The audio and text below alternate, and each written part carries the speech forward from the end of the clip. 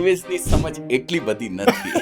પણ છતાં આજે હું એક ટ્વિસ્ટ આપણે કરીશું ને, થોડુંક હાર્ડ તમારા માટે એટલા માટે થશે પોડકાસ્ટ, કારણ કે હું ટ્રાય કરીશ કે મેક્સિમમ તમારી સાથે ગુજરાતીમાં વાત ના મારા માટે કાંઈ પણ હાર્ડ નહીં થાય તમારા પોડકાસ્ટમાં કે અજય અજમેરાનો પહેલો ગુજરાતી તો પોડકાસ્ટ. આપણે ગુજરાતીમાં જ હા જઈશું. ના, તો આપણે ગુજરાતીમાં જ જઈશું. યાર, તો અજમેરા ફેશનનો ફર્સ્ટ સ્ટોર કઈ રીતે બન્યો, ત્યાંથી 150 સ્ટોરની જર્ની કઈ રીતે રહી, એ મારે ડિટેલમાં માઇક્રો પ્લાનિંગ સાથે સમજવું છે. ફ્રેન્ચાઇઝીનો એફ.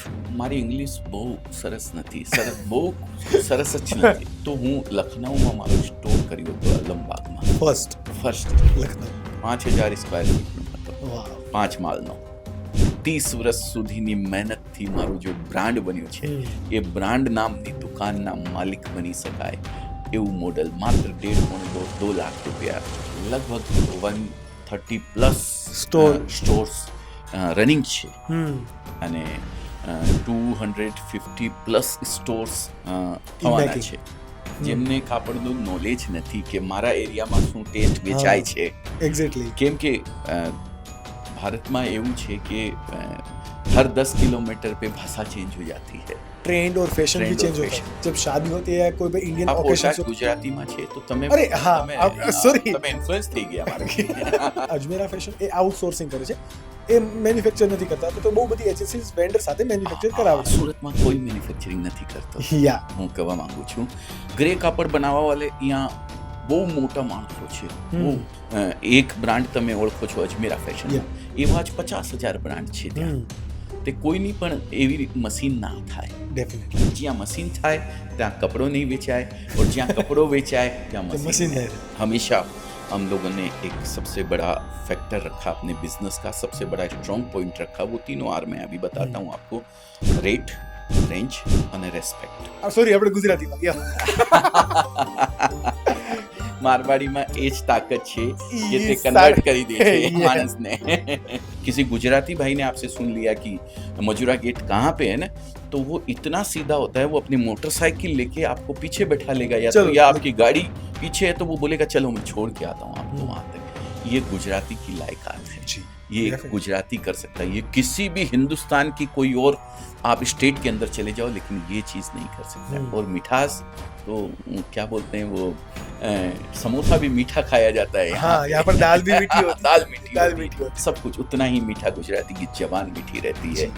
શું કરો છો તમે, ગાલી भी देता है, अरे गधेड़ा શું કરે છે તમે, वो भी मीठी लगती है. वो भी मीठी लगती है. नौकरी से कुछ नहीं बदलने वाला है, नौकरी से आपके घर की सब्जी बदलेगी. आज आलू की, कल भिंडी की, परसों तुरई की. लेकिन अगर जिंदगी बदलनी है आपको तो बिजनेस की तरफ आना पड़ेगा.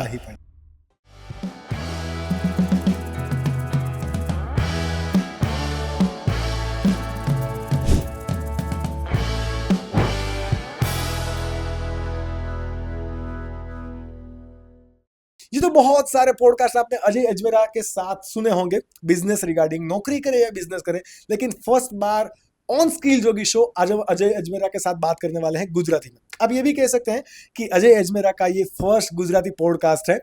बहुत सारी बात करनी है बिजनेस रिगार्डिंग, फ्रेंचाइजी इनसाइट्स के रिगार्डिंग और एंटरप्रेन्योरियल लाइफ के रिगार्डिंग. प्लीज हमारे साथ बने रहिएगा, और आपको इस पॉडकास्ट से वैल्यू मिलती है तब जाके हमें सब्सक्राइब कीजिएगा. And without wasting your time, let's welcome Ajay Ajmera भाई. Ajmera sir, very good morning and very good afternoon.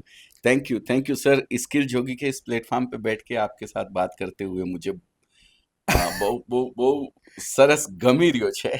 આજે એવું પણ કહેવા માંગુ છું બધા દર્શકો અને બધા તમારા જે સબસ્ક્રાઈબર છે એમને, અમારા વ્યુઅર્સને, કે કેવું કાંઈ મારી જન્મભૂમિ રાજસ્થાન છે, પણ મારી કર્મભૂમિ ગુજરાત છે.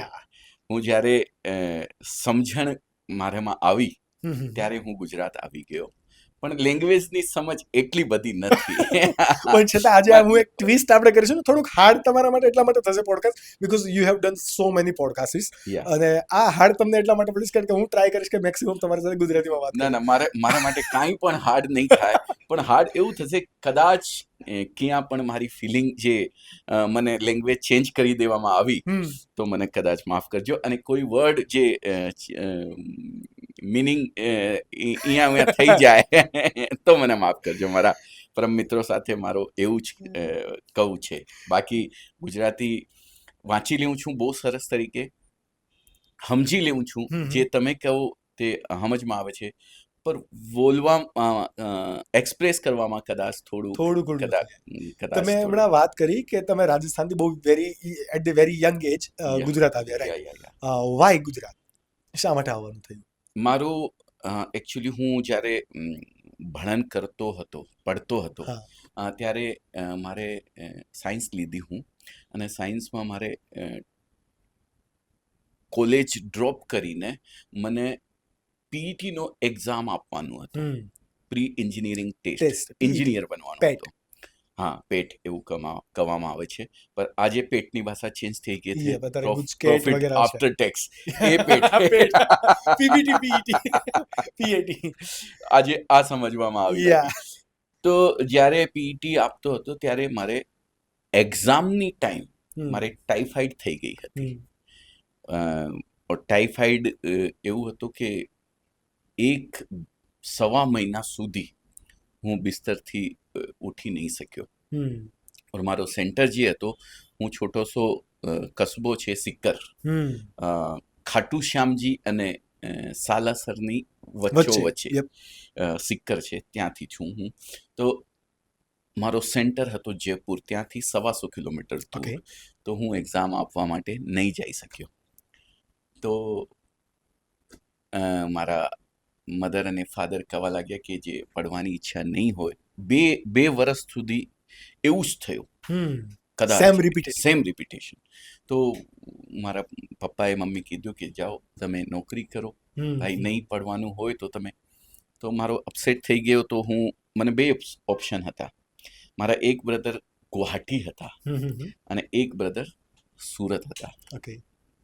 તો ઓપ્શન ફર્સ્ટ જે ગુવાહાટીવાળો હતો તે મને ગમતો હતો, કેમ કે ગુવાહાટીવાળા બ્રધર જ્યારે સુરતથી ગુવાહાટીથી સિક્કર આવતા હતા ને, બહુ સારા ડ્રાય ફ્રૂટ, બહુ સારી ચોકલેટ અને બહુ સારા લઈને આવ્યા હતા. જે સુરતવાળા બ્રધર હતા તે નવા હતા, 2 વર્ષ પહેલાં જ મારે પહેલાં અહીંયા આવ્યા હતા. તો તે હજી એટલા બધા ના કરી શકાય. તો મને ગમતો તો ગુવાહાટી જવાનું છું, પણ એક મારા મનમાંથી ફિલ્મમાં જવાની, હીરો બનવાની. એટલા માટે જ મેં તમને પોડકાસ્ટ પહેલા કીધું કે you are looking very handsome and young right now. Thank you. કદાચ કોઈ ડાયરેક્ટરને, પ્લીઝ જોજો, કોઈ પ્રોડ્યુસર જે જોતું હોય તો એમના નજરથી જોજો જરા. કાંઈ કોઈ થતું હોય તો કહેજો ને. તો मैं वहाँ से, हाँ गुजराती में જ વાત કરું, હું ત્યાંથી નીકળીને સુરત આવી ગયો. અને સુરત આવ્યા પછી હું સોચ્યો હતો કે लगभग 100-125 किलोमीटर, 200 किलोमीटर करीब और मुंबई है तो पहुंच जाएंगे. इसके लिए सूरत मैंने चूज किया सर. लेकिन सूरत आने के बाद सूरत की इस पावन धरा ने ऐसा जकड़ के रखा कि बॉम्बे जाने का नहीं दिया मुझे. लेकिन सूरत से आप आज भारत के बहुत सारे शहर में पहुंच चुके हैं अपनी ब्रांड अजमेरा फैशन के साथ. More than 150 stores right now, more than 300 stores in making. अभी आपने लॉन्च कर दिया है बच्चों के लिए भी, लिटिल विंग्स. या so how is life right now? जब आपने आने का सोचा और अब जब आज हमारे साथ आप बैठे, हाउ इज लाइफ टर्न? लोगों की नज़र से अगर देखूं तो लाइफ बहुत चेंज हो चुकी है, क्योंकि लोग ऐसा आके मुझे बोलते हैं. मुझे तो ऐसा कुछ भी नहीं लगता. मुझे तो ऐसा लगता है मैं आज भी वही हूँ और आगे भी वही रहने वाला हूँ. नथिंग, कुछ भी नहीं. हाँ, बस इस लायक बना दिया है कि आप जैसे लोगों के साथ बैठकर बात कर सकता हूँ, लोगों तक अपनी बात पहुँचा सकता हूँ. ये एक अपने आप में बहुत अच्छा फील होता है, अच्छा लगता है. आने के बाद नौकरी करी थी, जॉब जो भी होती है सर, और एक अपनी मालकियत में कोई काम करना થોડુંક ડિફરન્સ થાય. તો આ જે ફરક છે આ બહુ મોટું ફરક છે. અને એ જ લાઈક સ્કિલ જોગી પ્લેટફોર્મમાં પણ અમે એ જ વિઝનથી શરૂઆત કરેલું કે ભાઈ जो भारत ने विकसित राष्ट्र बनाना यानी कि डेवलप नेशन बनाना है अगर इंडिया को, तो एंटरप्रेन्योर चाहिए, તમે जॉब क्रिएटर ગુજરાતીમાં चाहिए. કહું મને યા હું હું કુદરત હું હું સમજી જઈશ.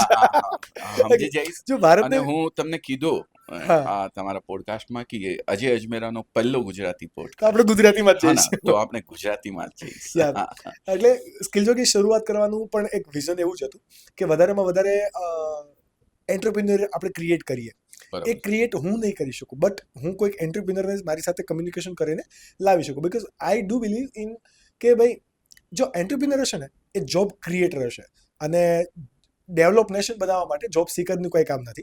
જે તમારા બહુ બધા પોડકાસ્ટ ની અંદર કહો છો भाई नौकरी से ज्यादा क्या हो जाएगा, हाँ 5 टाइम के आपको बिल पे कर सकेंगे और थोड़ा बहुत कुछ बचेगा, उसमें आप वर्ल्ड घूम सकेंगे, लेकिन क्या आगे क्या हो जाएगा, वही इंटेंशन था. और इसीलिए हम जब हमारी पहले भी बात हुई કે અમે એક બકેટ લિસ્ટ બનાવ્યું હતું, શોર્ટ લિસ્ટ કર્યું હતું, એમાં અમે તમને મૂક્યા હતા કે ભાઈ અજય સર સાથે આપણે પોડકાસ્ટ કર્યું છે. એટલે પ્લીઝ કન્ટિન્યુ. પહેલા તો ડાયલોગ ચેન્જ કરી દીધો તમે મારો હા જે ડાયલોગ છે તે હું સરસ રીતે કહું છું. જી નોકરીથી તમારું हाँ हिंदी में आज डायलॉग छे हाँ, मेरे तो हिंदी में कहूँ नौकरी से कुछ नहीं बदलने वाला है नौकरी से आपके घर की सब्जी बदलेगी आज आलू की कल भिंडी की परसों तुरई की लेकिन अगर जिंदगी बदलनी है आपको तो बिजनेस की तरफ आना पड़ेगा आना ही पड़ेगा. और जिंदगी बदलते हुए आपने मुझे देखा है जी दुनिया ने देखा है मुझे नहीं महसूस होती है वो एक अलग बात है लेकिन मुझे देखा है तो ये नौकरी नहीं ये बिजनेस का कमाल है और जी. इस बिजनेस की ओर आपको बढ़ना चाहिए तो ये है मेरा असली डायलॉग आपने एग्जैक्टली चेंज कर मैंने दिया थोड़ा बहुत चेंज किया था. तो તમે ચેન્જ કરી દીધું તો ચેન્જ નહીં થવાનું એવું જ રાખવાનું બિઝનેસમાં આ તો છે જ કે નોકરી નહીં નોકરી તમારે ઘરની સબ્જી બદલી શકાય Yeah. બીજું કાંઈ નહીં પણ એક બહુ મોટું આમાં જે ફરક છે તે એ છે કે તમે જે સ્કિલ તપાસ કરો છો ને કોઈ પણ માણસમાં તો તમે એવા પ્રકારના ભગવાન છો એવા પ્રકારના મહાત્મા છો જોગી મહાત્મા છો ને એવા પ્રકારના જોગી છો જે સ્કિલ કાઢી નાખે છે કોઈ પણ માણસના પણ હું કહું છું સેલ્સ એક એવું સ્કિલ છે જે દરેક માણસમાં હોય છે પણ તે યુઝ ક્યાં કરે છે તે એમને ઉપર ડિપેન્ડ છે એક તમે યંગ છો હજી તમે એક એક્ઝામ્પલ પણ પોડકાસ્ટ શરૂ થયો એમના પહેલા તમે કીધું एक गर्लफ्रेंड को पटाने के लिए भी एक स्किल लगती है एक सेल्स लगती है Yeah.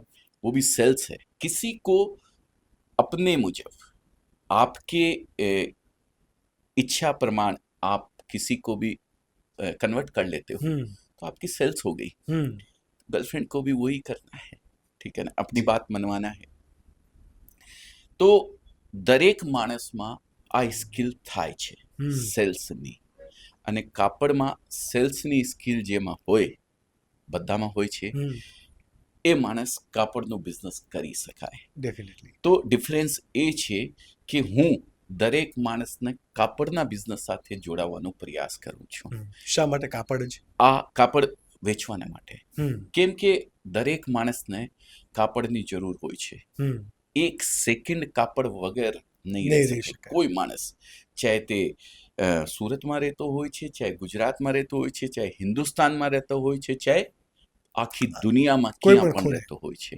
પણ એમને કાપડની જરૂર પડે છે તો જે સેલ્સ એક તો થઈ ગયો સ્કિલ અને બીજો થઈ ગયો પ્રોડક્ટ આ બંને જે જોડાઈ જાય તો તમારો બિઝનેસ સેટ થઈ જાય તમે નોકરી કરતા સુધી તમે કોઈને બિઝનેસ નથી આપી શકતા આ પણ બીજો મોટો ફરક છે કોઈને બિઝનેસ તમે ત્યારે જ આપી શકો જ્યારે તમે ખુદ કદાચ કોઈ બિઝનેસ સાથે જોડાયેલા હોય તો જ તમે બિઝનેસ માટે કોઈને પ્રેરિત કરી શકો છો તો એ મોટું ડિફરન્સને દૂર કરવા માટે હું નોકરી છોડીને બિઝનેસમાં આવ્યો હતો 2011 ઓકે બટ તમે જે હમણાં વાત કરી સ્કિલની તમે કઈ રીતે આ સ્કિલ ડેવલપ કરી જ્યારે તમે સુરત આવ્યા પછી કાપડના બિઝનેસની અંદર કઈ રીતે અને શા માટે કાપડ જ કારણ કે અત્યારે તો તમે આટલા વર્ષનો એક્સપિરિયન્સ છે તમને, એટલા માટે હવે તમે બહુ ઇઝીલી કહી શકો કે ભાઈ કાપડ આટલી બધી જગ્યાએ છે. બટ તમારી પાસે કોઈ પણ એવી એન્વાયરમેન્ટ બન્યું હશે ને કે ભાઈ આ બિઝનેસમાં કર્યા જેવું છે અથવા તો આ બિઝનેસમાં પૈસા વધારે છે. What was your contact? ને પૈસા વધારે કોઈ પણ બિઝનેસમાં હોય, તમારે કેવી રીતે કરવાનું છે એ તમે શોધવું પડશે. તમે મનથી પ્રેરિત થઈને તમે કામ કરવું પડશે. મારા પપ્પાએ મને, હું જ્યારે આવ્યો હતો સુરત તો કીધું હતું, બેટા કાંઈ પણ જાતનું કામ નાનું નહીં હોય, છોટું ના હોય, કાંઈ પણ જાતનું કામ, પણ જે કામ તમે કરતા હો, ભલે તમે મોચી પણ હો, પણ તમારે જેવું મોચી બીજો શહેરમાં કોઈ દૂસરો નહીં હોવું જોઈએ, એવું મને કહેતા. તો હું જ્યારે અહીંયા આવ્યો તો મેં પહેલા દલાલી કરી હતી 6 મહિના સુધી, ગ્રેની દલાલી. ગ્રે જે કાપડ આવે છે, જે વ્હાઇટ ફેબ્રિક, તે મેન્યુફેક્ચરને આપે છે અને મેન્યુફેક્ચરર એમને પ્રોસેસ કરાવે છે. આ બંનેની વચ્ચે હું દલાલીનું કામ કરતો હતો. પછી હું એક લીડિંગ કંપનીમાં જોબ શરૂ કરી.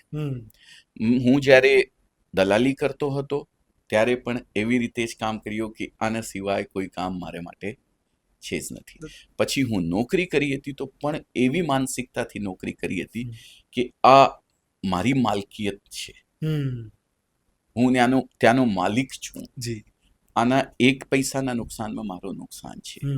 નોકરીની માનસિકતાથી નોકરી કરવું બહુ જ ગલત છે. નોકરી કરવું ખરાબ નથી, પણ નોકરીની માનસિકતાથી નથી કરવું, અને એ જ હું કર્યો.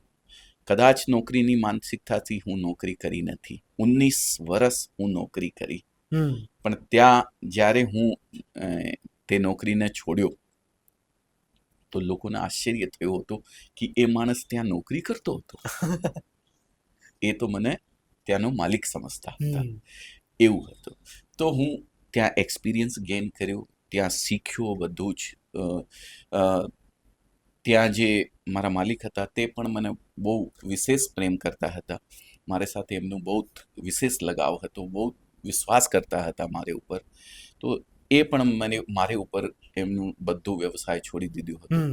તો ત્યાં મને એવું એન્વાયરમેન્ટ મળ્યું કે હું બધું શીખી ગયો અને પછી આપનું કામ શરૂ કર્યું. અત્યારે અજમેરા ફેશન, નો ડાઉટ તમે આટલા બધા સ્ટોર્સ ઓપન કર્યા છે, બટ આજે તમારો 19 વર્ષનો જોબનો એક્સપિરિયન્સ હતો, રાઈટ? તમે કીધું કે બહુ બધું શીખ્યો. એવી 5 શું કી લર્નિંગ હતી તમારી કે જે તમને અત્યારે બહુ કામ આવી છે આ એક્સપાન્શનની જર્ની દરમિયાન? હા, સૌથી પહેલા તો હું કહું છું કે ફોકસ્ડ રહેવું બહુ જ જરૂરી છે માણસ માટે. કેમ કે માણસ કે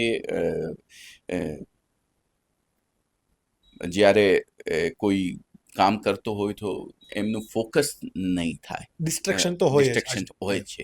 તો ડિસ્ટ્રેક્શન નહીં હોવું જોઈએ, એમને ફોકસ્ડ રહીને તે કામ કરવું જોઈએ. બીજું પોતે ये कवाई सेल्फ कॉन्फिडेंस, खुद के ऊपर विश्वास, इसको मैं बोलता हूँ. खुद के ऊपर विश्वास आपको बहुत जरूरी है. आप अगर किसी काम के बारे में ये बोलते हैं कि मैं ये काम कर सकता हूँ, और वहीं अगर आप ये बोलते हैं कि मैं ये काम नहीं कर सकता हूँ, तो दोनों ही परिस्थिति में आप सही हैं. क्योंकि आपका विश्वास, आपका ट्रस्ट खुद के ऊपर कितना है वो आपका काम करेगा, नहीं तो आप कर नहीं पाएंगे. तो खुद के ऊपर विश्वास कि हाँ मैं ये कर सकता हूँ, 100% कर सकता हूँ, ये होना बहुत जरूरी है. तीसरी एक सबसे जरूरी चीज है ऊपर वाले पे विश्वास. ये आध्यात्मिकता का जवाब थोड़ा सा हो गया, स्पिरिचुअल जिसको बोलते हैं, लेकिन ये बहुत जरूरी है, बहुत जरूरी है. जब तक यहाँ शांति नहीं रहती है ना, तब तक आप कोई भी काम मन से फोकस्ड होके या किसी भी तरीके से आप उस काम को नहीं कर सकते. और ये शांति सिर्फ वही दे सकता है, उसके अलावा कोई नहीं दे सकता है, वो ऊपर से आता है. तो ये 3 स्किल ऐसी है जो मेरे को ऐसा लगता है किसी भी बिजनेस के लिए बहुत जरूरी है, बहुत जरूरी है. एक आध्यात्मिक दृष्टि से अपने आप को मजबूत बनाना, ऊपर वाले पे विश्वास करना, दूसरा खुद पे विश्वास करना कि नहीं मैं ये काम कर सकता हूँ, और तीसरा फोकस्ड उसके ऊपर आप कितने फोकस्ड हैं, ये बहुत ज़रूरी चीज़ है। तभी आप उस पे ध्यान देके उस काम में पॉजिटिव रिजल्ट ले पाएंगे। फोकस का मैं एक छोटा सा एक एग्जांपल और आपको देना Please. चाहूँगा। मैंने पढ़ा है कहीं कि बिल गेट्स आज बहुत बड़े बिजनेसमैन हैं। તમે પણ ઓળખતા હશો, જે નહીં ઓળખતા હો તો કમેન્ટ કરીને બતાવો તો હું હા. કદાચ Bill Gates. કમેન્ટમાં Yeah. તમને આપશે એમ નહીં ઓળખ પણ બધા ઓળખતા હશે. જે ઓળખતા હો તો હા કરીને કમેન્ટ કરજો. બિલ ગેટ્સ અને વોરેન બફે બંનેની મીટિંગ થઈ હતી. તો જ્યારે મીટિંગ થઈ ત્યારે એમનું લંચ જ્યારે થવા લાગ્યો તો બિલ ગેટ્સના ફાધર આ મીટિંગમાં સાથે હતા. તો બિલ ગેટ્સના ફાધર બંનેને એક સવાલ પૂછ્યો કે તમે આજે જે મુકામ પર છો, તમે શું લાગતો હશે કે કોઈ એક પોઈન્ટ તમારે ભીતર છે, તમારે અંદર છે, જેના સહકારથી, જેને કારણે તમે આજ આ મુકામ ઉપર પહોંચ્યા છો. એક શબ્દમાં એમને સબસ્ક્રાઇબ કરો તમે. તો બંનેના એક એક કાગજ અને પેન્સિલ આપી દીધી, કીધું કે લીખો આ ઉપર. તો બંનેના કાગજ પર એક જ વર્ડ હતો, ફોકસ. और આજે આ ફોકસના કારણે જ બંને એવા સ્થાન ઉપર છે. ડેફિનેટલી. હા, તો આ ત્રણે જે સ્કિલ કોઈ પણ માણસમાં હોય તો તે આગળ વધી કોઈ શકે. પણ બિઝનેસમાં આગળ વધી શકે. ડેફિનેટલી.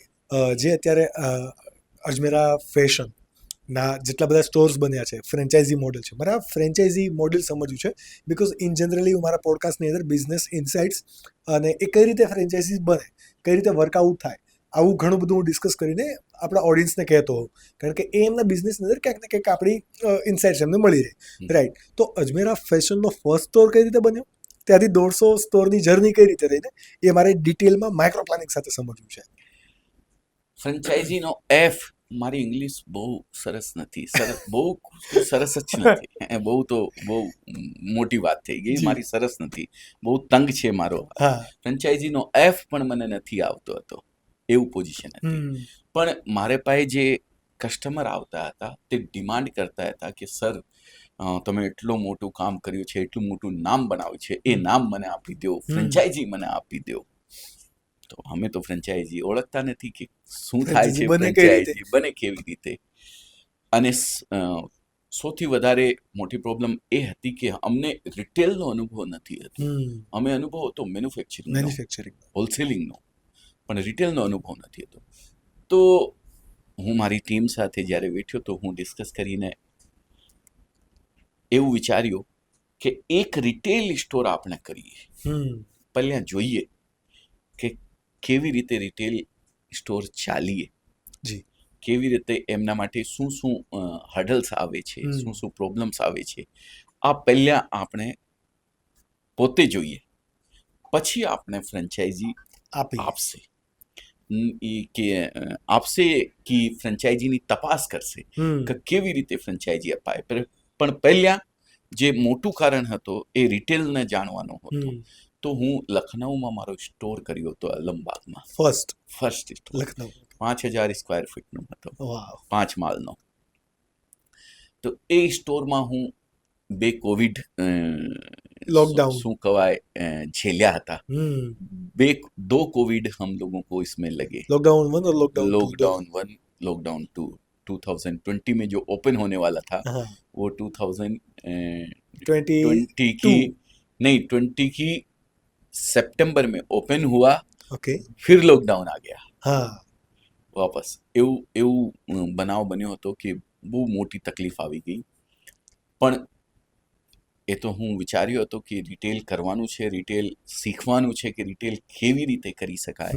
તે માટે હું એ સ્ટોરને ચલાવ્યો અને 3 યર્સ હું જોયું કે ક્યારે એ સ્ટોર મારો પ્લસમાં આવે, પ્રોફિટેબલ બિઝનેસ હશે તો જ ફ્રેન્ચાઇઝી બની શકે. હા, તો જ ફ્રેન્ચાઇઝી બની શકે. કેમ કે હું કોઈને ફ્રેન્ચાઇઝી આપું તે પ્રોફિટમાં નહીં થાય, તેમને ROI નહીં મળે તો કેટલા દિવસ સુધી તે મારું નામ રાખશે? નહીં રાખે.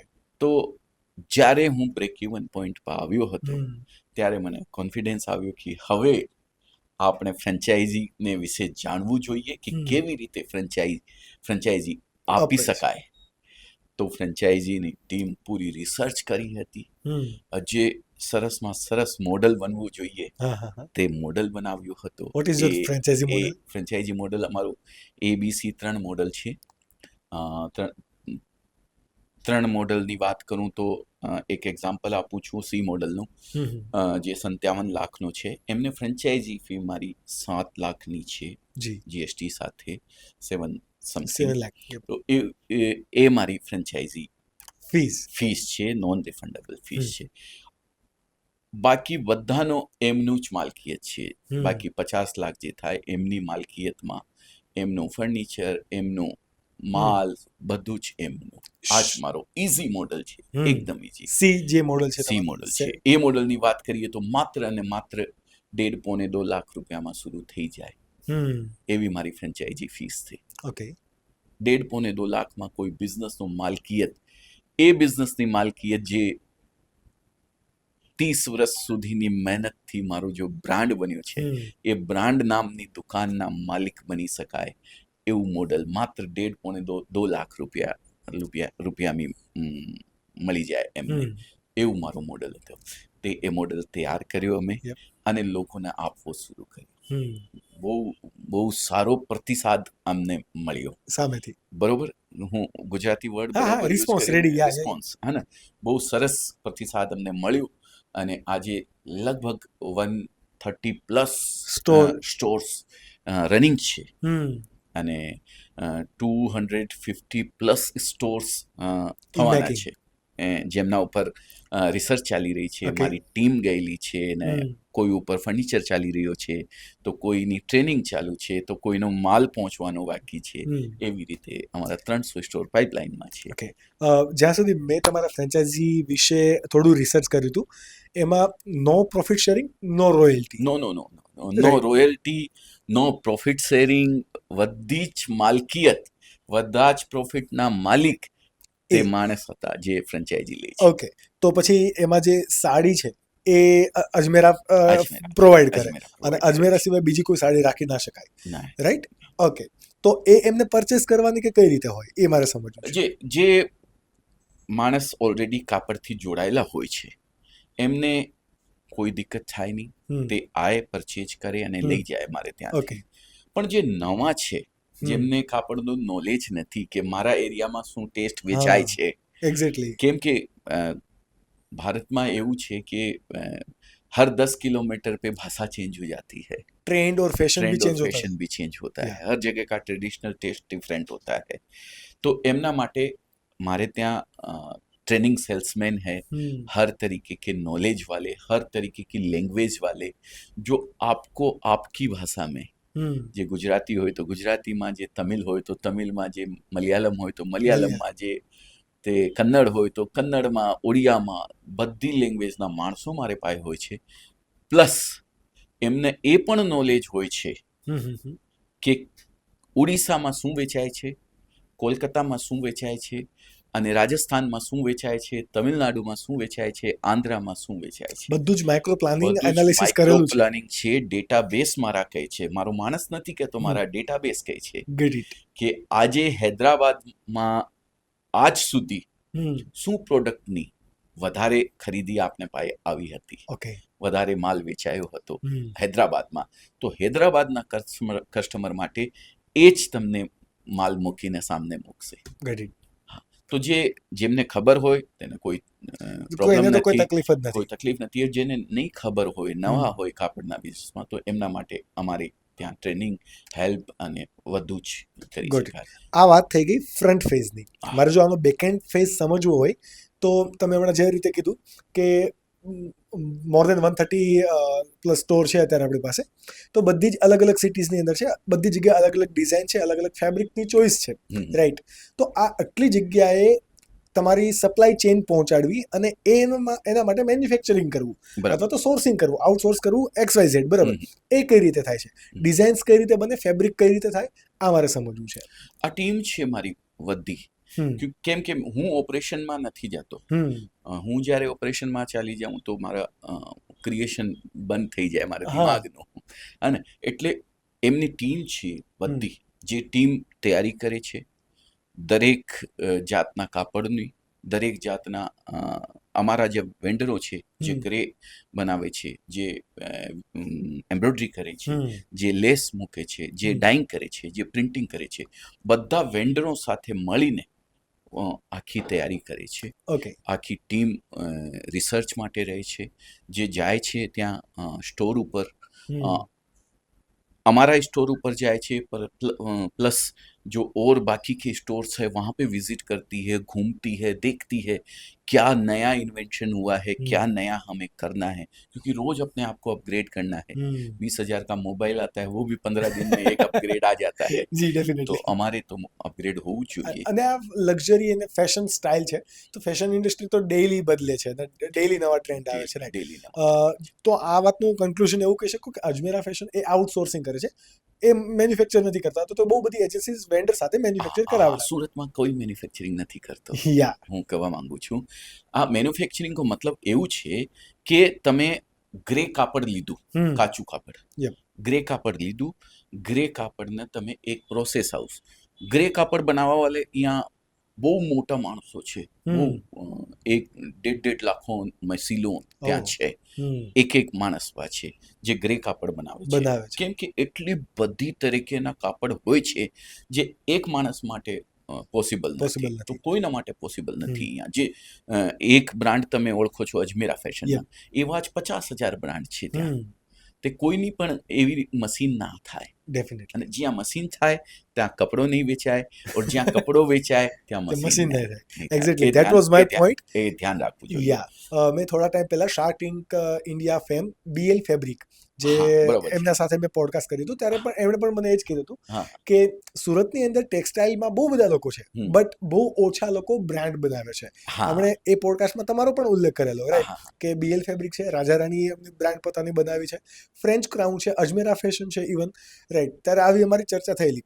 બટ અમને શું એક પ્રોબ્લેમ લાગ્યો કે ઇન્ડિયાની અંદર સુરતમાં no doubt we are second largest textile product manufacturer, બરાબર, કે ગાર્મેન્ટ આપણે ત્યાં બને છે સૌથી વધારે, છતાં પણ બ્રાન્ડ નથી બનાવી શકતા. કેમ તમે સેકન્ડ લાર્જેસ્ટ ઇન્ડિયામાં કીધું?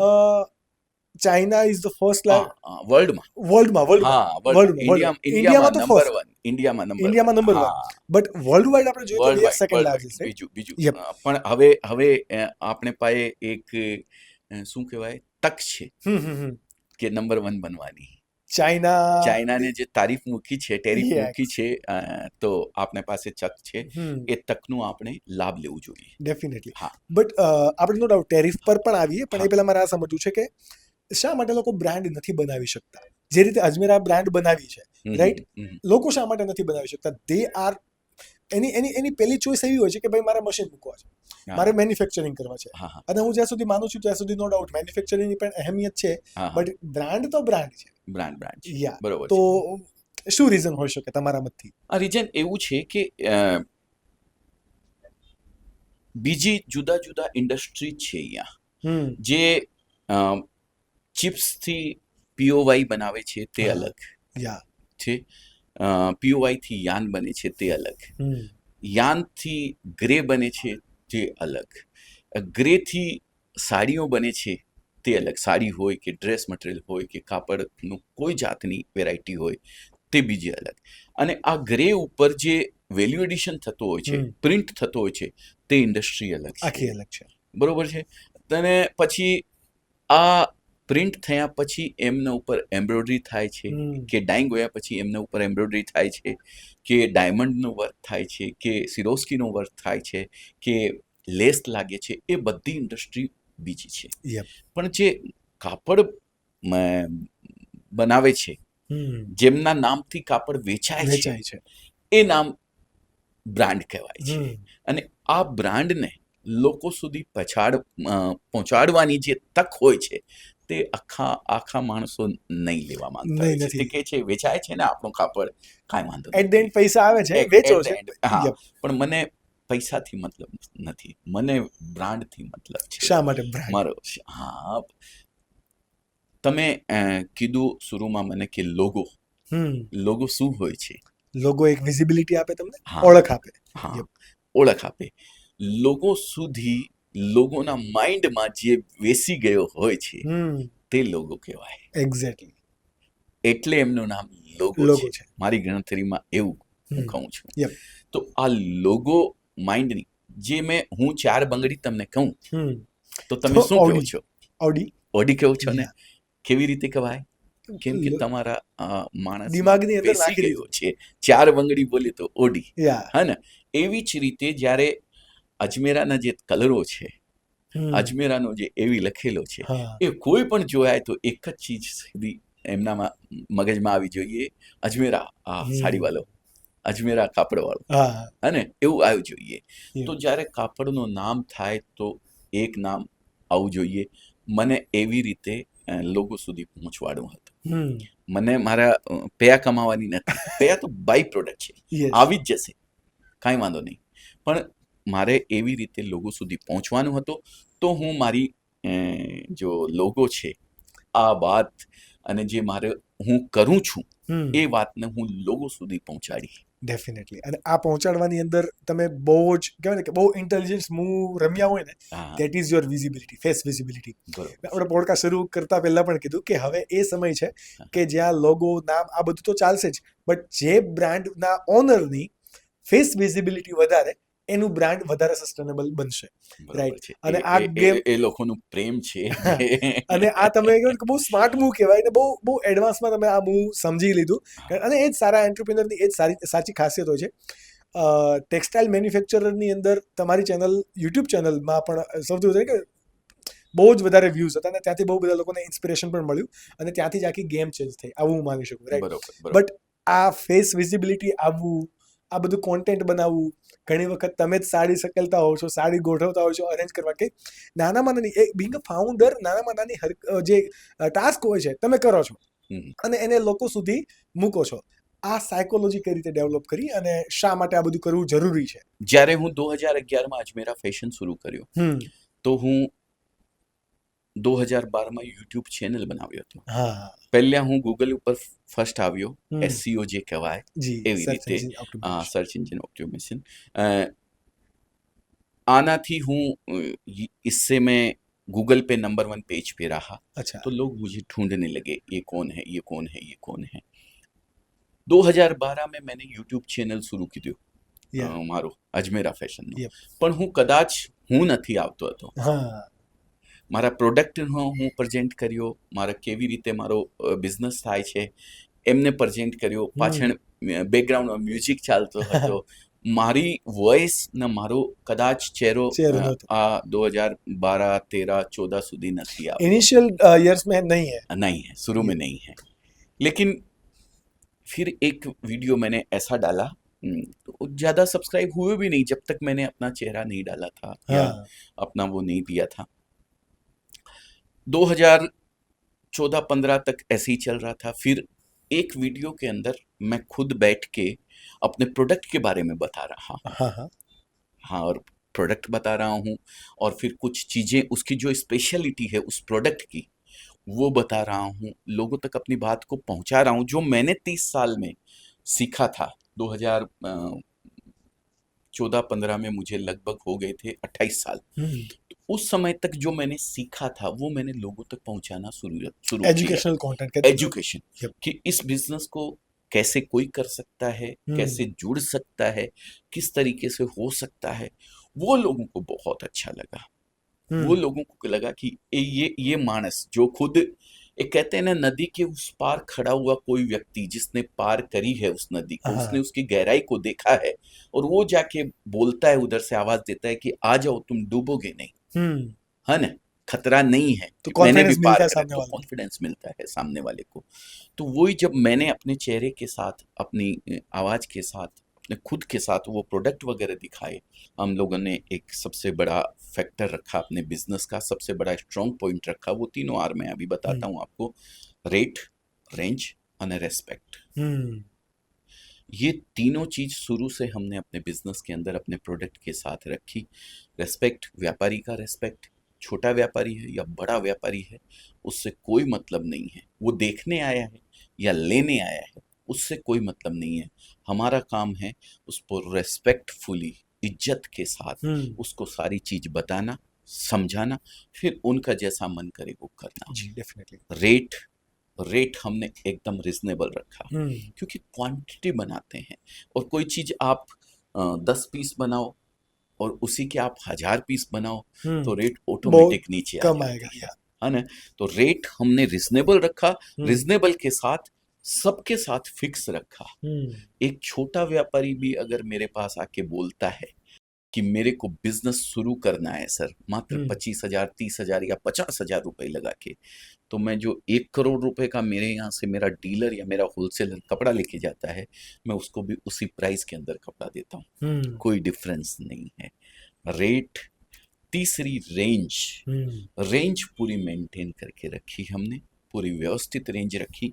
खाली साड़ी भी जब हम बनाते थे तो साड़ी को भी एक व्यवस्थित तरीके से पूरी रेंज के साथ जिसको भी देना है सेटिस्फाइड। कपड़ा यहाँ बेच के खुश नहीं होना है, कपड़ा आपके यहाँ जाए, एक दुकानदार के यहाँ जाए और उसके यहाँ बिके, वो फोन करके वापस बोले कि 2 पार्सल और भेजो, तब हमारे चेहरे की स्माइल आपको 4 गुना नजर आएगी। डेफिनेटली। तो ये हमने हमेशा ये 3 आर अपने बिजनेस के अंदर, अपने प्रोडक्ट के साथ, खुद के साथ रखे। और आज वही चीज हमारे पूरे ऑर्गेनाइजेशन के अंदर, हर बच्चे के अंदर है, चाहे कैसा भी कस्टमर आए, छोटा बड़ा, कैसा भी कस्टमर हो, रेस्पेक्ट उनका पूरा रहता है। होना चाहिए डेफिनेटली। जी। वो तो है ही। जब तक सामने वाला की आप रिक्वायरमेंट कंप्लीट नहीं करते तब तक आपका बिजनेस वहां से आगे भी नहीं बढ़ सकता, राइट। हाँ, अभी जब आपका इतने सारे स्टोर्स है, आपने जी। बताया कि ये ब्रांड तो बनती है, लेकिन ये सब कुछ चल ही रहा था, तो फिर लिटिल विंग्स किड्स के लिए क्यों? हाँ, देखिए, कपड़े में बहुत सारी वेराइटीज हैं, जी। बहुत सारी वेराइटीज। खाली साड़ी की भी बात करें तो साड़ी में इतनी वैरायटी है। Synthetic sari, polyester polyester sari, sari. अपने कॉटन साड़ी, सूती साड़ी जिसको हम्म बोलते हैं, कांचीपुरम साड़ी, सिल्क साड़ी, इतनी साड़ी। और इतनी सारी मंडियां हैं। हम्म बनारस में बनती है साड़ी, हाँ। त्रिपुर में, इंदौर में, जबलपुर में, हम्म कहाँ नहीं होता है, सब जगह सब जगह प्रोडक्ट बनती होता है। लेकिन सूरत जो है सर, 80% पूर्ति करता है सूरत, हम्म 80%। तो साड़ी की इतनी वैरायटी के साथ साथ हमने ये किड्स वियर भी चालू किया। किड्स वियर हमने 3 मॉडल रखे साड़ी के साथ। फर्स्ट मॉडल में सिर्फ साड़ी, सेकंड मॉडल में साड़ी के साथ हमने लहंगा शुरू किया, थर्ड मॉडल के अंदर हमने साड़ी के साथ किड्स वियर किड्स देना वियर। स्टार्ट किया। कुछ कस्टमर की हमारे पास रिक्वायरमेंट आने लगी कि हमें सिर्फ किड्स वियर चाहिए, तो हमने रिसर्च किया किड्स वियर के ऊपर। किड्स वियर में क्या होता है, देखिए, साड़ी की भी आजकल तो वही कहानी हो गई है। एक बार अगर लेडीज एक साड़ी किसी फंक्शन में पहन के चली जाती है और सेल्फी आ जाती है, तो फिर दोबारा वो साड़ी नहीं नहीं पहनती है। पहनती। फैशन के साथ जुड़ गया है। हाँ जी। तो मैं सभी माताओं बहनों को प्रणाम करता हूँ कि आप अपनी ये थिंकिंग बना के रखें, ऐसा ही तो सबका बिजनेस चलता रहेगा। तो ये थिंकिंग है। लेकिन कपड़े के अंदर क्या है, ये तो हो गई एक चॉइस साड़ी के अंदर। कपड़े के अंदर, किड्स वियर के अंदर जरूरत है सर। बच्चा, न्यू बॉर्न बेबी जो होता है ना, 18 साल तक उसकी हाइट बहुत जल्दी बढ़ जाती है। Yep. 19 साल तक एक लड़के का बोलते हैं हाइट बढ़ता है, उसके बाद बढ़ना बंद हो जाता है। तो बहुत जल्दी कपड़े चेंज होते हैं सर। तो किड्स वियर की जब हमने रिसर्च करी तो ये देखा किड्स वियर का ब्रांड जो है, या तो बहुत हायर लेवल के ऊपर आप चले जाओ तो कुछ ब्रांड मिल जाते हैं, मैं नाम नहीं लेता, लेकिन एक मिडिल क्लास से लेकर के लोअर क्लास तक की रेंज की अगर मैं बात करूं ना, तो किड्स वियर का कोई ब्रांड नहीं है। एग्जैक्टली। इसलिए हमने सोचा इतना बड़ा डिमांड सेक्टर एक है, जो गैप है इसके अंदर, क्यों ना हम एक ब्रांड देवें। अब ब्रांड देने का मतलब एक ही होता है, ब्रांड्स, कोई भी ब्रांड से कपड़ा क्यों खरीदता है सर? भरोसा मिलता है। भरोसा उसको ये रहता है कि मेरे को एक तो रेट मेरे लिए कोई स्पेशल नहीं रहेगा, पहली चीज। दूसरी चीज, मेरे को क्वालिटी मिलेगी यहाँ से, कभी भी मेरे को क्वालिटी वाइज सोचना नहीं पड़ेगा। जी। और अगर कुछ खराबी आई भी है तो मुझे विश्वास है कि मैं ले जाके अगर उसको दिखाऊंगा ही कि ये प्रॉब्लम है, वो तुरंत हाथ जोड़ के माफी मांग के लेगा और मुझे दूसरा पीस दे देगा। दे देगा जी। यही ब्रांड की वैल्यू होती है ना, आपका ट्रस्ट बनता है पूरा। डेफिनेटली। तो हमने एक ब्रांड क्रिएट किया कि हमारे जो जो ये फ्रेंचाइजी ओनर्स हैं जो हमारे, वो हमसे डिमांड करने लगी कि हमें किड्स वियर की सिर्फ फ्रेंचाइजी दो, पूरा आउटलेट 1-1 करोड़ 1.5 करोड़ की ओनली किड्स वियर की सर हमारे पास फ्रेंचाइजी डिमांड इंक्वायरीज आती है, इंक्वायरीज है। हम अभी तक किड्स वियर के भी आउटलेट, स्पेशली किड्स वियर के लिटिल विंग्स जो हमारा ब्रांड है उसके बेच चुके हैं। और आगे भी आपने अभी शुरू में बोला कि बहुत इतने ज्यादा आपके स्टोर हो चुके हैं, बहुत कुछ नहीं है सर, ज्यादा कहाँ है अभी तो शुरुआत बहुत है। कम है, अभी तो शुरुआत है सर, बहुत आगे तक पहुंचना है। हिंदुस्तान ही नहीं, इस धरती के लास्ट, इधर वेस्ट से शुरू करके आपको लास्ट वापस वेस्ट तक हर पहुंचे, कंट्रीज वहां में अपनी तक पहचान होनी चाहिए। पहचान होनी चाहिए। और तब हम अजमेरा का कहेंगे कि हाँ हम कुछ हैं, ज्यादा नहीं है तब भी नहीं कहेंगे लेकिन कुछ हैं। डेफिनेटली। अभी अभी आपने जो बात की थी कि लहंगा वाला सेगमेंट, मेरे दिमाग में कब से वही क्वेश्चन आ रहा था कि अगर मैं लहंगा की बात करूं तो हर कोई जब शादी होती है, कोई भी इंडियन आप ओकेशन बोलता होते, ગુજરાતીમાં છે તો તમે અરે હા સોરી તમે ઇન્ફ્લુઅન્સ થઈ ગયા મારાથી એવું નહીં હોવું જોઈએ ના चलो एक मैं તમે आपसे મારેથી माफी ઇન્ફ્લુઅન્સ चाहूंगा। नहीं થાઓ मैं माफी મારેથી चाह नहीं माफी मांगो व्यूअर्स चलो मैं ऑडियंस से माफी चाहता हूँ कि मैं सर की बातों में बह गया, इन्फ्लुएंस नहीं होता, मैं बह गया कि मैं वो जर्नी को महसूस कर रहा था। जी તો આ પોડકાસ્ટ ગુજરાતીમાં છે તો ફરીથી ગુજરાતીમાં આવી જઈએ, back to the Gujarati, switch on yeah. Sir lehenga જે બને છે, હમણાં જે તમારી વાત હતી કે જે લહેંગા બને છે કોઈક કલેક્શનની અંદર બહુ મતલબ આ લાખોની અંદર લહેંગા છે, જ્યારે મેન્યુફેક્ચરિંગ તો એનું એક ચીપ કોસ્ટની અંદર જ થાય છે, તો આટલો બધો રેટ, જે આપણે ડિઝાઇનર લહેંગાની એક ડિમાન્ડ હોય છે તો એમાં આટલો બધો રેટ હાઈ, ઘણા સ્ટોરની અંદર એ એક મિડ રેન્જમાં પણ બને છે, મેન્યુફેક્ચરિંગ તો બધાનું જે બલ્કમાં થવાનું હોય છે તો ત્યાં એ પ્રાઇસમાં થાય છે, તો વેર ડઝ ધીસ કોસ્ટ વેરાઇઝ, મતલબ આ ક્યાં આટલું બધું ડિફરન્શિએશન આવે છે?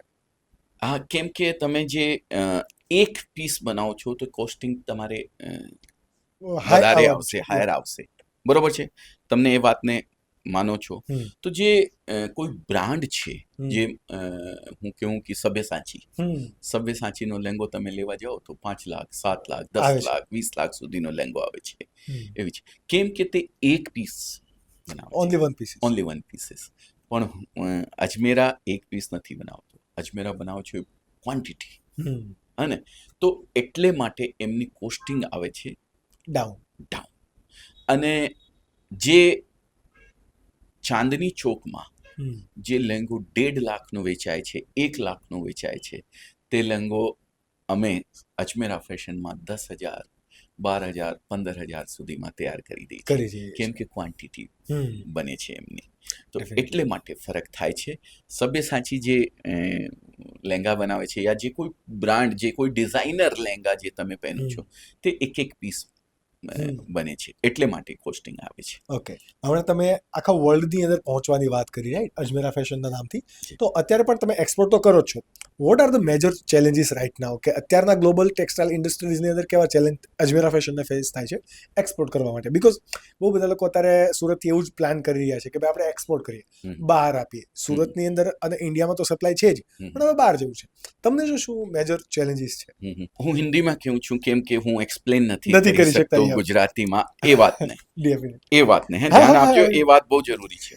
हमारे यहाँ सब कुछ जब सीधा साधा चलते रहता है ना, नॉर्मल चलते रहता है ना, तो मुझे लगने लगता है कि कुछ ना कुछ गड़बड़ है। તો હું ચેલેન્જીસ માનતો જ નથી, ચેલેન્જીસ તો આવું જોઈએ, ત્યારે જ તમારે અંદર જે કાબલિયત છે તમારી તે બહાર આવશે, है ना। तो जब सब कुछ सीधा चल रहा है मतलब कुछ ना कुछ गड़बड़ है, मेरा तो यही मानना है। चैलेंज नहीं आ रहा है मतलब क्यों नहीं आ रहा है भाई, चैलेंज आना ही चाहिए। मैं टीम के साथ बैठ के बात करने लगता हूँ कि भाई क्या बात है, कुछ ना कुछ गड़बड़ है, सीधा साधा सब कुछ चल रहा है मतलब लोचा है कहीं ना कहीं। तो हम चैलेंजेस के साथ अपने आप को इतना एडजस्ट करते हैं, इतना मानते हैं, और मैं तो कहता हूँ सबको मानना चाहिए, हर आदमी को। हमें इंसान जन्म मिला है सर। अभी हम कौन से एरिया में बैठे हैं मुझे एग्जैक्ट, वराछामा, तो अगर एके रोड से आप बाहर निकल के जाएंगे ना, तो उधर कुछ हैं ऐसे लोग जिनके पास कोई चैलेंजेस नहीं है एके रोड पे, સમજ ગયા બરાબર ને? યા સમજ ગયા જે સ્મશાન ઘાટમાં સોયલા હોય છે એમને પાસે કોઈ કોઈ પણ જાતનું ચેલેન્જીસ નથી, પણ જે તમે જિંદા છો તો ઉપરવાળાને ઘૂંટના ઉપર બેસી જજો અને પ્રાર્થના કરજો કે ચેલેન્જીસ ભેજ મને, હું જિંદા છું. તમારે જિંદા હોવાની લાયકાત એ છે કે તમે ચેલેન્જીસ ફેસ કરી રહ્યા છો.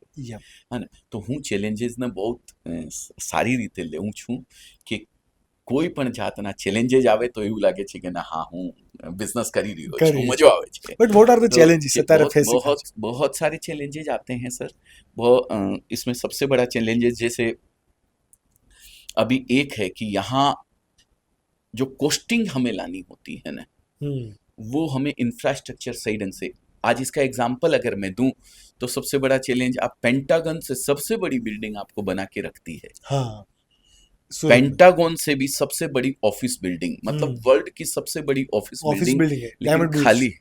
हाँ. क्यों खाली है? क्योंकि इंफ्रास्ट्रक्चर वैसा नहीं है जी.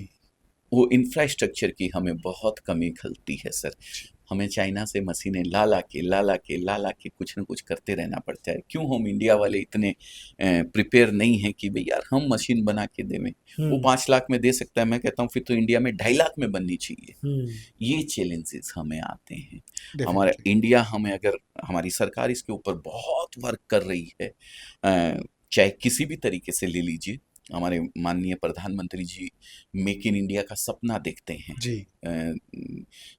लोकल टू ग्लोबल पहुंचने का प्रयास करते हैं, वो बहुत लगे हुए हैं.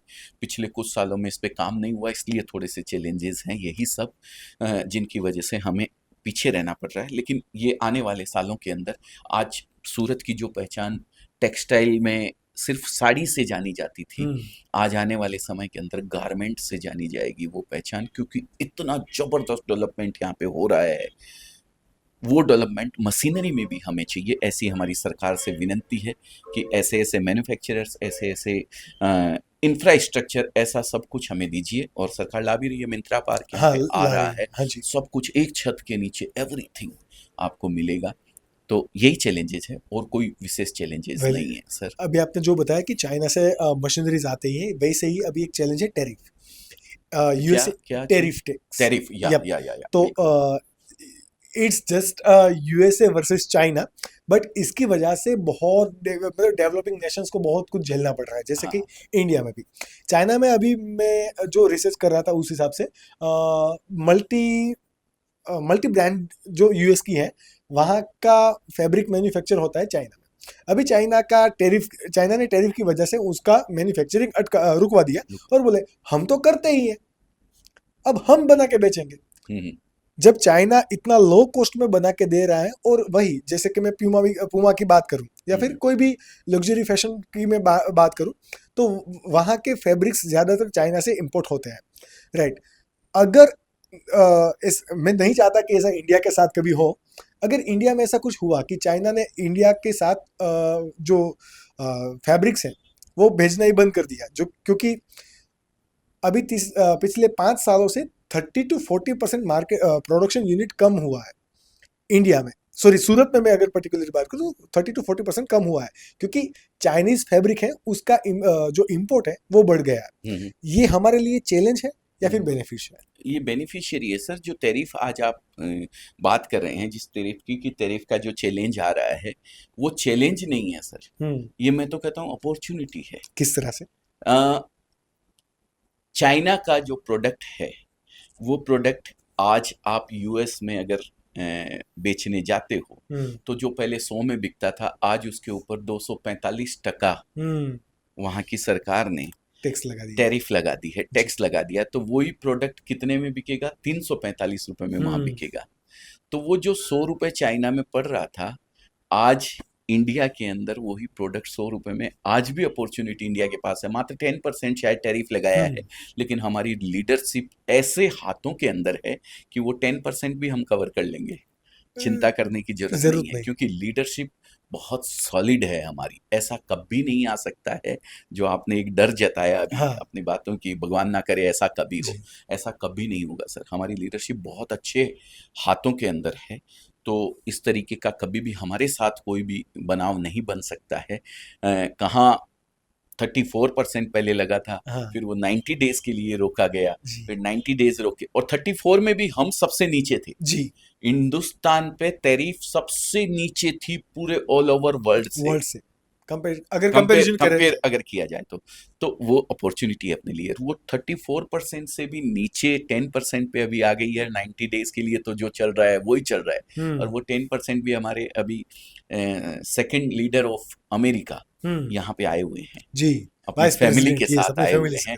और उनकी फैमिली को आप देखो, उनके बच्चे कुर्ते पजामे Indian yes Indian Indian wear के वियर अंदर में है। या आप इंडिया को क्या समझते हैं भाई साहब? सबसे बड़ी एक माइनस पॉइंट अगर बताऊं ना, इंडिया वाले को इंडिया को नहीं समझते हैं, बाकी वेरी पूरी ट्रू दुनिया समझती वेरी है। ट्रू वेरी हैं? आज वर्ल्ड का सेकंड नंबर आदमी, ट्रू वर्ल्ड का नंबर 1 अमेरिका का राष्ट्रपति है, जी और सेकंड नंबर आदमी दो डेप्यूटी पीएम या सीएम जो भी उनको बोलते हैं हाँ वो आए हुए हैं वहाँ के। जी और वो इंडिया का पूरा कल्चर, उनकी वाइफ उसको इंडिया अडॉप्ट कर से रहे है, हैं अडॉप्ट कर रहे हैं। उनकी वाइफ इंडिया से है, जी उषा नाम है जी उनका। उनके बच्चे पूरे वो कपड़े, कुर्ता पायजामा कुर्ता पहनते जो पायजामा लोग सब अक्षरधाम पहन में रहे जाते हैं हैं, वहाँ फोटो खिंचवाते हैं अक्षरधाम में जाते हैं, भगवान का माथा टेकते हैं। और ये जो इंडिया की शक्तियां हैं, ये जो आध्यात्मिक दृष्टि से या सांस्कारिक दृष्टि से किसी भी तरीके से इंडिया में जो है ना, वो कहीं नहीं है वर्ल्ड के अंदर।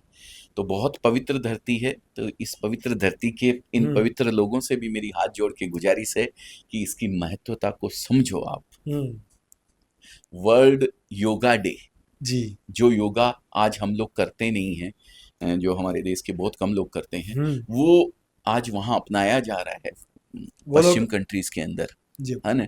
तो हमारे इंडिया को कमजोर मत समझिए। बस जैसा कि मैंने पहले भी कहा था, खुद पे विश्वास, ऊपर वाले पे विश्वास, और अपने देश पे विश्वास, जी अपनी कंट्री पे विश्वास, और अपनी लीडरशिप पे विश्वास दिखाइए सर। ये डेफिनेटली बहुत जरूरी है। आपके साथ कुछ भी नहीं होने देंगे। आपके बहुत सारे इंटरव्यूज और पॉडकास्ट में मैंने इस टॉपिक पे बारे में बहुत कुछ सुना है कि Marwari business thoughts versus Gujarati business thoughts. मैं बीच में वर्सेस लगा रहा हूँ क्योंकि बहुत सारा डिफरेंशिएशन है। आपकी नज़र से आपकी परवरिश मारवाड़ी फैमिली में हुई है, कर्मभूमि आपने गुजराती बनाई हुई है, आपके साथ बहुत सारे गुजराती एंटरप्रेन्योर भी जुड़े हुए हैं। आप कहाँ पे कुछ कमी या कहाँ पे कुछ एडवांटेजेस देखते हैं, कहाँ पे ऑब्जर्व आप करते हैं, क्या ऑब्जर्व करते हैं? સોરી આપણે ગુજરાતીમાં ગયા મારવાડીમાં એ જ તાકાત છે કે તે ઈ કન્વર્ટ કરી દે છે yeah માણસને. yeah તો that is so true પણ હું કેવું છું કે મારી જન્મભૂમિ રાજસ્થાન છે, કર્મભૂમિ ગુજરાત છે. હું બંનેના જોયું છું. બંને जब मैं वहाँ पढ़ता था, तब मैंने लोगों को देखा है 20 साल तक, 19 साल तक, 1992 में मैं यहाँ आया था। और उसके बाद जो परिपक्व मेरी एज हो गई, समझने की मेरे में काबिलियत आ गई, तब मैंने यहाँ के लोगों को देखा है। तो वर्सेस वाली भाषा आप दिखाने को लगा सकते हो। कोई भी दो गाड़ी का आप कंपैरिजन मतलब करते हो तो बीच में कंपैरिजन वर्सेस आता ही आता आता ही है, है लेकिन वर्सेस वाला कुछ भी नहीं है यहाँ पे। हम्म ये दोनों का एक बहुत बड़ा क्या कॉम्बिनेशन है, तब ये गुजरात यहाँ पे पहुंचा है। ऐसे मारवाड़ी देखिए बिजनेस में बहुत आगे हैं, जी लेकिन गुजराती भी बहुत जबरदस्त आगे हैं सर। उनकी मिठास, एक तो मीठा खाते हैं जी और फिर खाने में भी मिठास है मीठा बोलते हैं, जी फिर सहयोग करने में इतने इतने अच्छा है। आप किसी से एड्रेस पूछोगे ना, गुजराती पॉडकास्ट बना रहा हूँ, गुजरातियों की तारीफ करना हूँ, तो भाई लोगों आप वो क्या बोलते हैं हमारे मारवाड़ी में, चने के झाड़ पे चढ़ मत जाना है।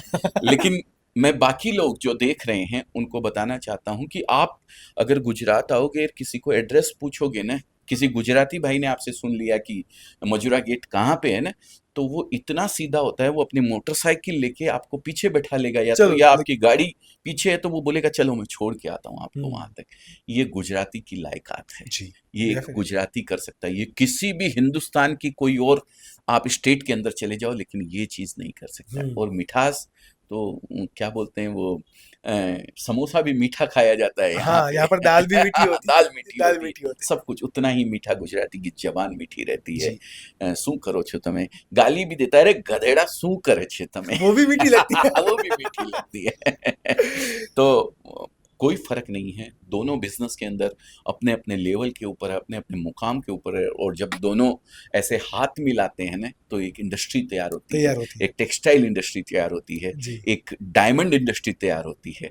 आज सूरत को सिल्क सिटी क्यों कहा जाता है, आज सूरत को डायमंड सिटी क्यों कहा जाता है, जी। इसीलिए कहा जाता है कि दोनों ने हाथ हाथ मिला के, मिला के रखा हुआ है गुजराती मारवाड़ी ने दोनों साथ मिलके रहते हैं, और एक मुकाम के ऊपर जो भी काम करते हैं उसको लेके जाते लोग के हैं। जाते ये हैं दोनों में लायकात है। સર તમે મહિલાઓની વાત કરો જ છો તો મારે ખાસ કરીને જો ગુજરાતની મહિલાઓ છે કે જેમને ચાર દિવાલની અંદર રહેવાનું ને આ બધા બેરિયર તોડતી તોડતી ઘણી બધી હવે આગળ આવી છે, પોતાના પગ પર ઊભા થયા છે અને ઘણી બધી સારી કંપનીની અંદર સારી પોઝિશનમાં પણ આવ્યા છે. અને અમારા પોડકાસ્ટમાં તો ઘણી મહિલા એન્ટરપ્રિનર પણ આવી છે, રાઈટ, અને બહુ બધું આગળ આવે છે, પણ છતાંય મેજોરિટી કેસ એવો છે કે એ હજુ પણ ક્યાંક ને ક્યાંક ડરે છે, પરિવારની માન્યતાઓની અંદર ઘેરાયેલી છે અને પોતે કંઈક બહાર પોતાની કમ્ફર્ટ ઝોન બહાર અથવા તો પોતાના પરિવારની લિમિટેશન્સ તોડીને બહાર નથી આવી શકતા. એના માટે તમારું શું કહેવું છે? लेडीज को तो बाहर आना ही चाहिए, चाहे किसी भी स्टेट की महिला हो। जी लेकिन गुजरात की आपने बात करी है, स्पेशली तो मैं गुजरात के लिए कहता हूँ कि इतना શાનદાર ઇન્ફ્રાસ્ટ્રક્ચર, એવું મોટું ઇન્ફ્રાસ્ટ્રક્ચર ગુજરાતની આ પાવન ધરાનો હમ દરેક લેડીઝને મળ્યો છે. જી દરેક લેડીઝ જે અહીંયા પેદા થઈ છે કે શાદી કરીને અહીંયા આવે છે કોઈ પણ જી જાતના સ્ટેટથી, તો એમને એવું એવું ઇન્ફ્રાસ્ટ્રક્ચર મળે છે કે જેમનામાં એ રાત્રે 3 વાગે પોતે એકલી ક્યાં જાતી હોય છે તો કોઈ પણ ગભરાવાની જરૂર નથી. સેફટી વધારે છે સેફટી વધારે છે આ ગુજરાતની પાવન ધરામાં. જી કોઈ પણ જાતનો એનો ડર નથી. એકલી ફરે છે, એકલી ઘૂમે છે, એકલી ગરબા રમે છે રાત્રે 3 વાગ્યા, રાત્રે 4 વાગ્યા સુધી. હા ને, તો એવું જાતનું ઇન્ફ્રાસ્ટ્રક્ચર જ્યારે તમને મળ્યું છે તો ગરબા રમવામાં તો તમે જાઓ જ છો, પણ કોઈ પણ જાતનું બિઝનેસ કરવામાં પણ તમે તકલીફ નહીં થાય છે. એવું મારું માનવું છે. તમે બહાર આવવું જોઈએ. ગુજરાતની આ પાવન ધરા ઉપર કોઈ પણ જાતનું બિઝનેસ કરવાનો અગર તમે વિચારો છો તો વિચાર કરવું જોઈએ છે. क्योंकि मैं राजस्थान से हूँ और मैंने ये पहला स्टेट ऐसा देखा है जहाँ पे रात को 3 बजे, 4 बजे, 5 बजे एक अकेली लड़की घूमती है और सुरक्षित वापस घर भी आती है सर. ये गुजरात में ही पॉसिबल है और कहीं पॉसिबल नहीं है. नहीं क्योंकि कई स्टेट ऐसे हैं जहाँ पे तो एक पुरुष को भी बाहर निकलने में रात को डर लगता है ना. जी लेकिन गुजरात की इस पावन धरा के ऊपर इतना कृपा है ऊपर वाले की, अम्बे माता की इतनी कृपा है जी कि यहाँ किसी तरीके का कुछ भी कोई बनाव हमारी माता बहनों के साथ या किसी के साथ भी नहीं होता है, क्योंकि गुजराती लोग बहुत अच्छे हैं, बहुत अच्छे हैं. तो कोई भी बिजनेस अगर आपको करना है गुजरात में रह के, चाहे गुजरात की महिला भी हो या कोई पुरुष हो, कोई भी, तो डरने की बिल्कुल जरूरत नहीं और है. गुजरात में बहुत सारे विमेन एंटरप्रेन्योर हैं भी जिसने बहुत कुछ अच्छी काबिलियत की वजह से बहुत कुछ हासिल किया भी है, तो वो एग्जांपल्स भी लाइव है. एक से एक है सर. यूएस के अंदर कितने, मैं कहता हूँ आप किसी भी कंट्री में चले जाइए, जी गुजराती कम्युनिटी आपको अलग से वहां पे मिल जाएगी. तो ये गुजरात की पावन धरा का ही कमाल है. डेफिनेटली. बिल्कुल. अभी इस पॉडकास्ट को मैं एंड की ओर आगे बढ़ाता हूँ, तो मुझे ये जानना था कि आपने मुझे बताया कि अगर पूरे वर्ल्ड की सारे कंट्रीज में मेरी अगर पहचान हो, हर जगह पर हमारा स्टोर हो, वो भी बहुत कम रहेगा. अल्टीमेट आपका गोल क्या है सर? मैं वुमेन एम्पावरमेंट को बहुत मानता हूँ सर. और हमारा हिंदुस्तान जो है पुरुष प्रधान देश है. कहीं ना कहीं हमारे देश की जो माताएं बहनें हैं, हालांकि बहुत चेंजेज आए हैं, बहुत सारे चेंजेज आए हैं, लेकिन बहुत ज़्यादा चेंजेज अभी लाने बाकी है.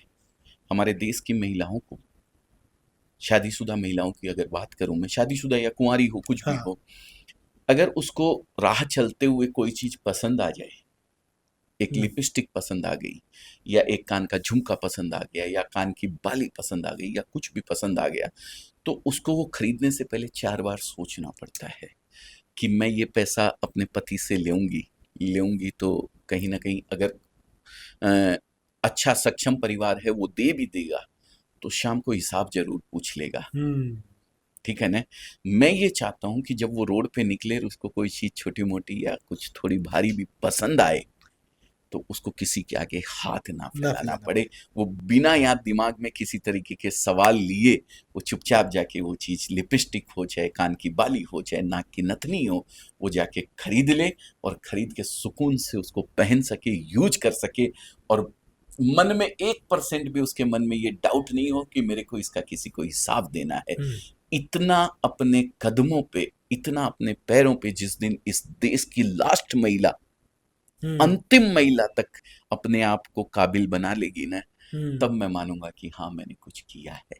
और इसके लिए अभी अजमेरा फैशन क्या कर रहा हमेशा आज कम से कम 10,000 से ज्यादा महिलाएं हमारे साथ जुड़ी हुई है, जिन्होंने इस बिजनेस को घर से स्टार्ट किया है जी। सर। मात्र 25 से 30,000 रुपए में मैं देश की महिलाओं से कहना चाहता हूँ, जो भी ये पॉडकास्ट देख रही हैं, उनको कहीं ना कहीं ये दर्द अंदर ही अंदर महसूस होता होगा कि मेरे को हिसाब देना पड़ता है, मेरे को किसी के आगे हाथ फैलाने पड़ते हैं। तो अगर आप भी अपने आप को इतना इंडिपेंडेंट बनाना चाहते हैं तो अजमेरा फैशन है आपके लिए। जी। आप को उसी प्राइस के अंदर, अगर आप गुजरात के जामनगर से हैं या गुजरात के अहमदाबाद से हैं या गुजरात के या हिंदुस्तान के किसी भी कोने से हैं और मेरा डीलर वहाँ बैठा है और उसके बगल में आपका छोटा सा घर है 1 रूम हॉल किचन का या 2 रूम हॉल किचन का, मैं डीलर को 1 करोड़ का कपड़ा बेचता हूँ और आप आके मुझे अगर बोलेंगी कि मेरे को 25-30 हजार या 50,000 रुपए का कपड़ा चाहिए, तो मैं आपको उसी प्राइस के अंदर कपड़ा दूंगा जिस प्राइस के अंदर उस डीलर को देता हूँ। ये दर एक महिला के लिए ही नहीं, ये किसी भी रिटेलर के लिए, ये किसी भी नया बिजनेस करने वाले के लिए हमारी एक पॉलिसी है कि रेट का किसी तरीके का कोई फर्क हम नहीं रखते हैं। आज 10,000 से ज़्यादा महिलाएं हमारे साथ जुड़ी हुई है, 1.25 लाख से ज़्यादा कस्टमर हमारे पास जुड़े हुए हैं जिन्होंने हमारे साथ जुड़कर इस बिजनेस को किया है। और उन 10,000 महिलाओं में से 200 प्लस महिलाएं, बहुत गर्व के साथ कह रहा हूँ सीना चौड़ा करके, कि 200 प्लस लेडीज ऐसी होंगी जिन्होंने शुरुआत तो घर से ही करी थी सर, लेकिन आज शॉप में कन्वर्ट कर चुकी हैं और इस शॉप में, इस बिजनेस में उनके साथ घर का कोई जेंट्स भी इन्वॉल्व है। क्या बात है। ये हमारे बहुत लिए बहुत बड़ी कामयाबी ये है। आपका एक वीडियो वायरल हुआ था बड़ा बिजनेस का, और मैं ये मानता हूँ कि जब मैं रिसर्च कर रहा था कि आपकी एंटरप्रेन्योरल जर्नी में बड़ा बिजनेस का बहुत अहम रोल रहा हुआ है। लीडरशिप फनल वगैरह आपने कुछ कंप्लीट किए, क्या चेंज आता है लाइफ में? सर मेरा मानना है कि मैं बड़ा बिजनेस की बात नहीं करता हूँ, मैं किसी की भी बात नहीं करता हूँ, मैं आपकी खुद की बात करता हूँ, मेरी खुद की बात करता हूँ। आपके शरीर के नीचे का ये जो हिस्सा है ना, हम लोग इस पे ज़्यादा खर्चा करते हैं, जबकि खर्चा करना चाहिए शरीर के ऊपर के हिस्से में।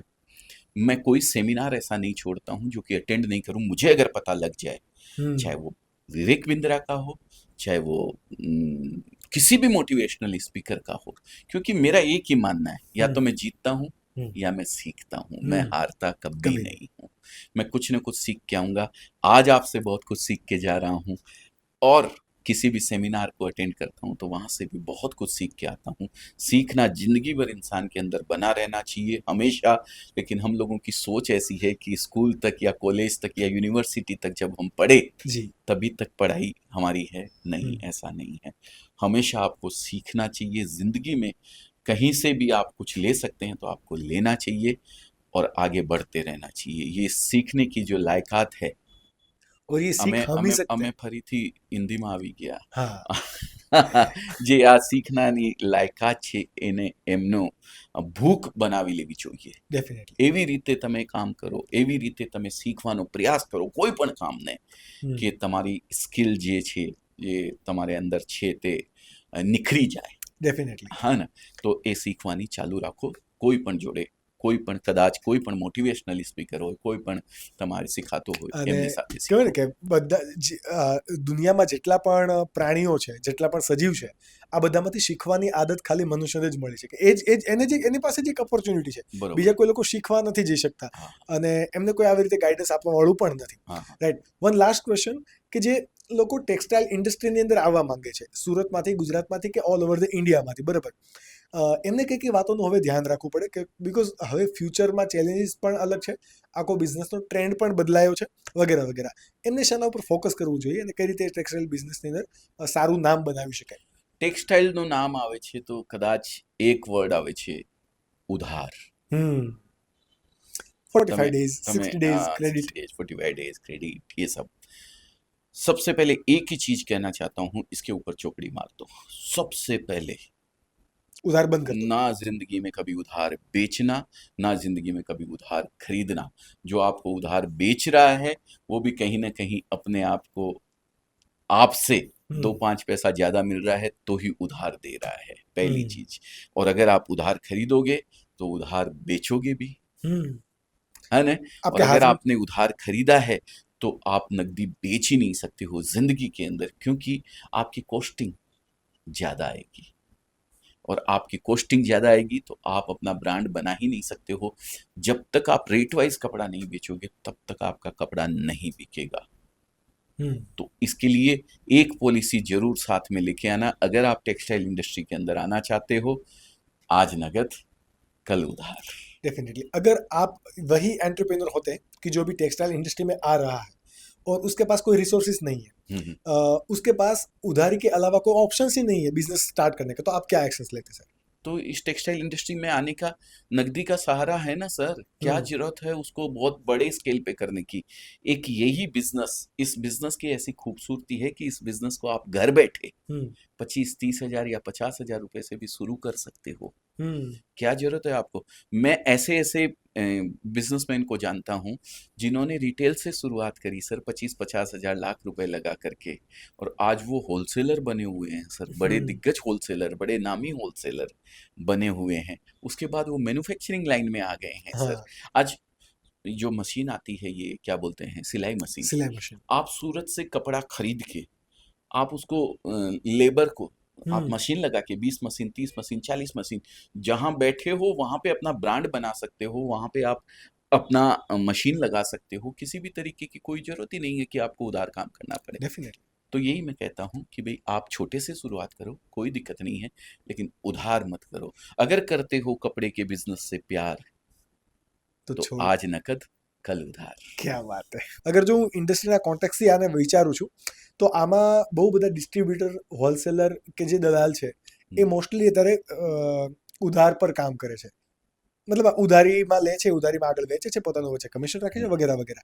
તો પછી એમની રોજીરોટીનું શું, એ કઈ રીતે કરશે? નો ડાઉટ આપણે ઉધારની ઇન્ડસ્ટ્રીને ચેન્જ કરવી હોય, કારણ કે જે સપ્લાયર છે એ અને જે બાયર છે એ બંનેઓને ઉધારમાં દેવું નથી ને એકને લેવું નથી, તો આ વચ્ચે શું કરશે? હું કહેવા માંગુ છું કે રિટેલ જે પણ માલ વેચાય છે, જે પણ માલ કન્ઝ્યુમરને જે પણ માલ વેચાય છે એ કેવી રીતે વેચાય છે તમારેથી પૂછવું માંગુ છું. ઓકે, કન્ઝ્યુમરને કોઈ પણ માલ, suppose if you are the consumer, હું તમારી પાસે રોકડમાં પૈસા લેવાનો છું, રોકડામાં જ વેચાય છે, તો તમે કોઈ બિઝનેસ કરો છો તો તમારા પૈસા તો ઇન્વેસ્ટ કરશો કે નહીં કરશો? ડેફિનેટલી કરવાના છે. કે તમે પાછળવાળાના પૈસાથી મજા લેશો? નહીં લેવો ના. તો કોઈ પણ જાતનો ધંધો હોય તે નગદમાં કરવું જોઈએ. નગદમાં જ તેમને માટે ફાયદો છે. આ તમે સમજી લ્યો. કોઈ પણ વાતમાં, હું કાપડનો ધંધો કરું છું તો હું કાપડની વાત કરું છું, પણ કોઈ પણ જાતનો ધંધો હોય, રિટેલમાં કન્ઝ્યુમરને જ્યારે વેચાય છે તે રોકડામાં જ વેચાય છે. ઓર હું ઇન્વેસ્ટ કરું છું મારા બિઝનેસમાં, તો સ્ટોકનો પૈસો તો મારે કરવો જ પડશે. તો મારે જે સ્ટોકનો પૈસો લગાવવો છે તે મને મેન્યુફેક્ચરરથી લેવું પડશે. જે હું રિટેલર છું તો ચેન ક્યાં ડિસ્ટર્બ થઈ, મારે તો આ સમજ નથી પડતો કે કેસના ધંધામાં પણ ચેન ચાલી શકાય. શું દિક્કત છે? તો પછી આ પહેલેથી કેમ નથી આવ્યું? આ પહેલાથી એટલે માટે નથી આવ્યું કે જે માણસો હોય છે તે ક્વોલિટી ઉપર ધ્યાન નથી આપતા. જી. અને ક્વોલિટી ઉપર જે તમે ધ્યાન નહીં આપો તો તમારે કાપડને જે પસંદ નહીં કરતા હોય कोई, तो तुम्हें बेचવું પડશે કે निकाल यार, नहीं तो गले आ जाएगा. हाँ जी. है ना. आप क्वालिटी मेंटेन अगर करके चल रहे हैं तो आपके कपड़े को मांगने वाले सामने से आएंगे जी, और आपकी शर्तों पे लेके जाएंगे. आज इतने सूरत में बैठे इतने लोग हैं, अजमेरा का कपड़ा क्यों बिकता है? क्यों? क्वालिटी उसके साथ किसी तरीके का कोई कंप्रोमाइज हम नहीं करते हैं. और मैं कैश में हर काम कैश में करता हूँ सर, मैं उधार नहीं करता हूँ. तो मेरे को माल मिलता है टकाटक, सही रेट में. सही रेट, सही क्वालिटी अगर कस्टमर को मिलती है तो वो आपकी शर्तों पे आपका कपड़ा लेके जाएगा, क्योंकि कंज्यूमर क्वालिटी चाहता है सर. कंज्यूमर अच्छी चीज चाहता है. आखिर कंज्यूमर ले जाके यूज ही तो करेगा किसी भी चीज को, जी, है ना.